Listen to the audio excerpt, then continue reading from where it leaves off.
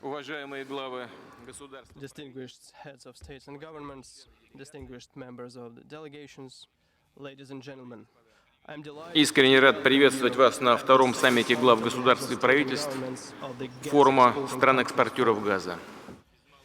Almost 5 years ago, in Moscow, the representatives of 11 countries signed the statute and agreement on functioning of the forum. Afterwards, at the first Forum Summit, the Doha Declaration was adopted, which elaborated and enshrined basic priorities for the development of international gas markets. I believe that in this manner we have laid the solid foundation for our long-term partnership.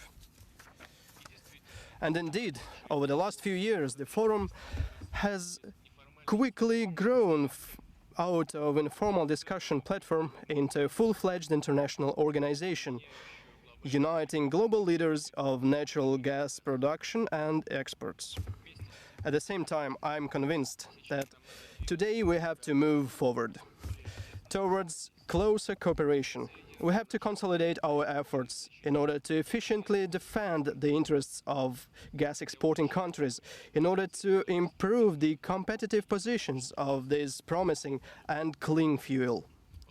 I believe that the forum's priority is to develop a united position on pricing issues, to create conditions to reduce excessive price volatility and increase the industry transparency. Overall, it will contribute to development of gas transmission infrastructure and increase the security of supplies. There is no doubt that we should build cooperation in collecting and analyzing industry data and support scientific research of the global gas market. Today, the growth of global demand for natural gas is outstripping the demand for oil and overall energy consumption. According to the forecast of International Energy Agency, in the period of up to 2018, the annual global demand for natural gas will increase by more than 16% and will reach 4 trillion cubic meters. This means large opportunities for gas producers as well as great responsibility for all of us, especially today in the conditions of a very complex economic situation, because it is our countries that have 2/3 or 65% of the proven gas reserves globally. We provide almost half of the global gas exports. Therefore, our priority is to ensure the stability of supplies to global market in the long term. Over the last few years, we have been witnessing the quick technological development of the gas industry. The methods of gas production and transmission are improving, thus increasing its accessibility for the consumers. There is an expansion of industrial production of reserves of the so-called unconventional types of gas. I mean shale gas, hard-to-recover reserves, and the gas extracted at the deep water shelf, as well as coal bed gas and gas hydrates. As a result, gas positions at the global market are being strengthened. At the same time, the pressure on exporting countries is increasing, and I can see here a serious challenge to all of us. And first of all, I mean the attempts to dictate the supply terms for the pipeline gas that are economically unacceptable for producers. I mean the desire to change the principles of gas supplies based on long-term contracts and to decouple contract prices from the oil and oil products prices as market price indicator, and to decrease the mandatory rates for gas volumes to be withdrawn by customers. Unfortunately, those who pursue such policies seldom understand that giving up basic principles of long-term contracts will not only hit gas producers and bring about serious expenses, but eventually it will undermine the energy security of those very consuming countries. And we should not forget that gas use is also a response to another global challenge, increasing gas share in energy mix, will enable to significantly reduce the impact on environment and to improve the environmental situation. And energy and environmental security comes at a price, which is fair and totally in line with the spirit of market relations, without any politicization of this issue. There is no doubt that new hydrocarbon production and transmission technologies increase the supply elasticity at gas market. New price references emerge, including spot prices. However, this should not make us to give up on time-tested and effective tools, including long-term contracts and take-or-pay principle.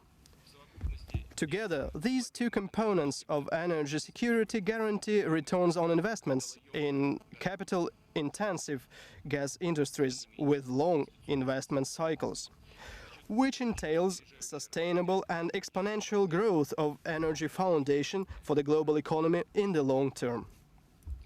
I am convinced there is a need to preserve fair distribution of risks between exporters and importers. I can't but mention the discriminatory limitations towards natural gas suppliers introduced recently by consuming countries over the last years. I mean, first of all, the changes in regulatory energy legislation in European Union, the so-called Third Energy Package. The introduction of the corresponding gas directive significantly constrains the activities of traditional gas suppliers to the markets of the European Union. Those suppliers who have been investing their money in the development of European gas industry for decades in this environment, the solidarity of gas exporting countries is becoming crucial. It is more efficient to resist the illegal pressure to stand up for the interests of gas producers and suppliers to foreign markets is by acting together. We would like our interests to be taken into fair account.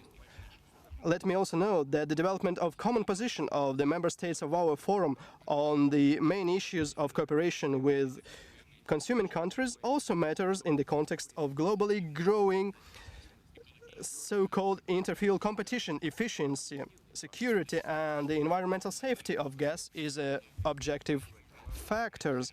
But this doesn't mean that we should rest on laurels, otherwise we can lose out in the competition with other resources. I see another important area of cooperation in developing new applications of natural gas, in supporting scientific research aimed at expanding its application. For example, more active use of gas as motor fuel will enable to reduce manifold the emissions of pollutants into the air. Dear colleagues, despite the complex modern economic conditions, the Gas Exporting Countries Forum has good prospects. I am convinced that we are in a position to build efficient mechanisms to secure legitimate interests of gas-producing countries.